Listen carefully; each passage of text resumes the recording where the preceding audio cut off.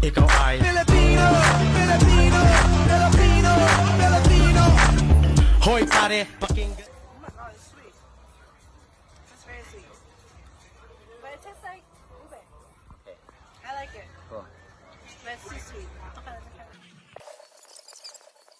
Yeah, lasa nga siyang ube. Para siyang minix talaga yung ube tsaka what? Milk? Milk and ice? Ayos. True ube latte. Ay totoo, puso ko'y laging kumig. Nice aesthetic. Okay. It's more like taro than ube. That's more ube. It's so good. You don't have to help it. Yeah, this one is pretty. I told them presentation-wise they want.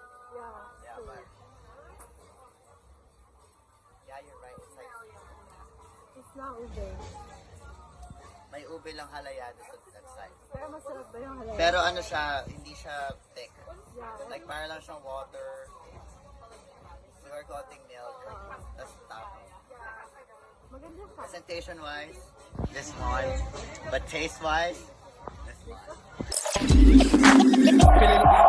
It's good. Lasang ube, may laman, at saka maganda tignan. May chunks. Oo, actually. Yeah, it's thick. I like that it's actually ice. Like, what is it called? Like crushed. No, ano tawag dito? Smoothie siya, smoothie talaga. Hindi lang yung may chunks ng yelo. Nasang ube. Pero feeling...